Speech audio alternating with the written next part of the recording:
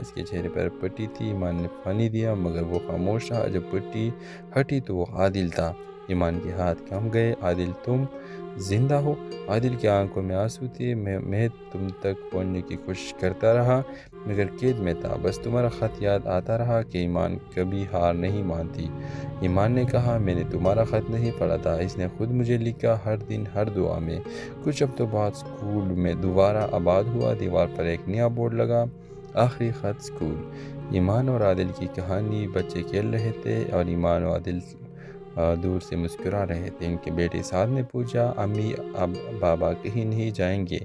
ایمان نے مسکرا کر کہا نہیں بیٹا، اب بابا کا وعدہ پورا ہو گیا ہے، وہ واپس آ گئے ہیں۔ ڈرامہ سیریل کے حوالے سے اپنے رائے کی اظہار لازمی کمنٹ کریں، ساتھ میں ہمارا یوٹیوب کا چینل سبسکرائب کرنا مت بھولیے۔ تھینکس فار واچنگ، اللہ حافظ۔ ہیلو ویورز، شام کے وقت ہوا میں خنکی تھی، درختوں کے پتے ہلکی ہلکی آواز میں جیسے کوئی پرانی کہانی سنا رہے ہو۔ ایک چھوٹے سے کمرے میں ایمان بیٹھی تھی، ہاتھ میں ایک پرانا لفافہ تھا، میں اس کے اوپر لکھا تھا ایمان کے نام، اگر میں واپس نہ آؤں تو یہ پڑھ لینا۔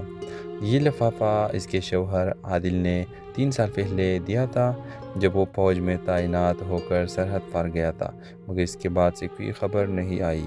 ایمان روز ڈاکے سے پوچھتی آج کوئی خط آیا، اور ہر روز جواب ملتا نہیں بیبی آج بھی کچھ نہیں۔ زندگی نے ایمان کو تنہا کر دیا تھا۔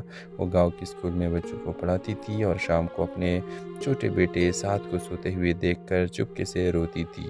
ایک دن اچانک فوج کے دفتر سے خط آیا، اس میں لکھا تھا عادل کو 3 سال پہلے دشمن کے قبضے میں دیکھا گیا تھا مگر اب تک کچھ خبر نہیں۔ ایمان کے ہاتھ لرز گئے، دل میں پھر امید جاگی کہ شاید وہ زندہ ہو۔ اس نے وہ پرانا لفافہ کھولا جو اب تک نہیں پڑھا تھا۔